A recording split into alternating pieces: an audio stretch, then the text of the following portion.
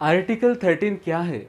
Article 13 के अनुसार संविधान लागू होने की दिनांक से पहले जितने भी धार्मिक ग्रंथ, विधि कानून जो विषमता पर आधारित थे, उन्हें शून्य घोषित किया जाता है। व्याख्या इस प्रकार है कि इस कानून के अनुसार बाबा साहब ने सिर्फ एक लाइन में 2,500 सालों की उस व्यवस्था और उस कानून की किताबों को शून्य घोषित कर दिया जो इंसानों को गुलाम बनाने के लिए इस्तेमाल की जा रही थी। जैसे कि संविधान लागू होने से पहले भारत में मनुस्मृति का कानून लागू था। मनुस्मृति के अनुसार भारत के शूद्र व अतिशूद्र और महिलाओं को शिक्षा का अधिकार, संपत्ति का अधिकार नहीं था।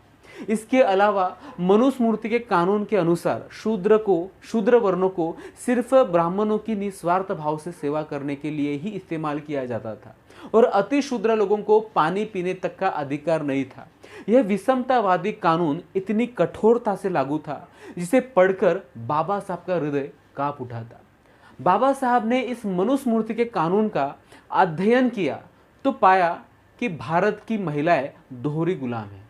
जी हाँ, उन्हें तो सिर्फ इस्तेमाल की वस्तु ही समझा जाता था। इसके अलावा सती प्रथा, बाल विवाह, बेमेल विवाह, वैधन्य जीवन, मुंडन प्रथा आदि क्रूर प्रथाएं लागू थी।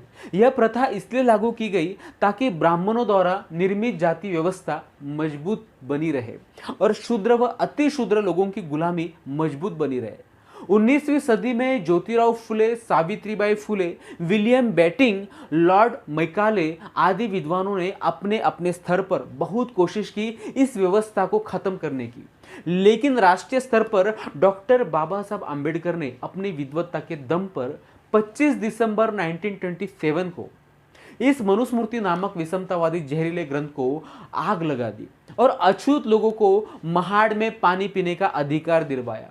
इसके बाद बाबा साहब ने पूरे भारत में घूम घूम कर साइमन कमीशन को मनुस्मृति से प्रभावित शूद्र, अतिशूद्र लोगों की वास्तविक स्थिति का परिचय करवाया।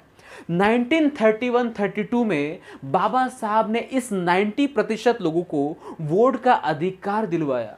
सबके लिए प्रतिनिधित्व का अधिकार, विधिमंडल में उचित प्रतिनिधित्व और शिक्षा का दरवाजा राष्ट्रीय स्तर पर सबके लिए खुलवाया। जब संविधान लिखने की बात आई, बाबा साहब ने ब्राह्मणवादी तमाम शक्तियां, कानून और धर्म ग्रंथों को जो इंसानों को इंसान नहीं मानते थे, महज एक लाइन में घोषित कर दिया।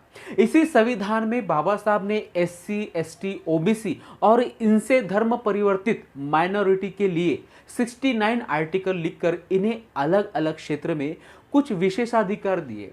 इन्हीं 69 आर्टिकल की वजह से हमें मिले अधिकार ही इन ब्राह्मणवादी, मनुवादी लोगों को बर्दाश्त नहीं हो रहे और इन्हें खत्म करवाने के लिए रात दिन ये प्रोपेगेंडा और धर्म, भ्रम, पाखंड, अंधविश्वास, साम, दान, दंड भेद का इस्तेमाल कर रहे हैं और संसदीय बहुमत का गलत इस्तेमाल करते हैं। इसीलिए ये लोग भारत में भाईचारा और एकता नहीं चाहते, क्योंकि भाईचारा और एकता होने की वजह से इनकी व्यवस्था खत्म हो जाएगी और हमारी व्यवस्था लागू हो जाएगी। आर्टिकल 14 क्या है? अब मैं आर्टिकल 14 के और आपको लेके जाता हूं। आर्टिकल 14 के अनुसार ऐसा कोई भी कानून फिर से लागू नहीं होगा और ना ही बनेगा जो इंसानों के साथ विषमतावादी व्यवहार करे और उनको बद से बदतर जिंदगी जीने के लिए मजबूर करे। अर्थात भारत के सब नागरिक को समान मानते हुए ही विधि या कानून लागू या बनाया जाए। व्याख्या के तौर पर अगर मैं बताऊं तो भारत की संसद में चाहे किसी भी पार्टी का बहुमत हो, तो इस बहुमत के आधार पर ऐसा कोई कानून नहीं बनाया जाएगा जो पूर्व में मौजूद व्यवस्था को मजबूत बनाए और एक कम्युनिटी को इस कानून के दम पर तानाशाही करने के लिए संरक्षण प्रदान करता हो। इसलिए आर्टिकल 14 सब भारतीयों के लिए एक समान विधि संहिता उपलब्ध करवाता है और किसी भी विषमतावादी कानून बनाने के लिए रोकता है, चाहे संसद में कितने भी बहुमत क्यों ना हो।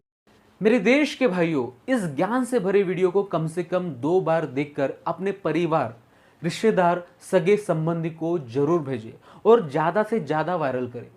जय भीम।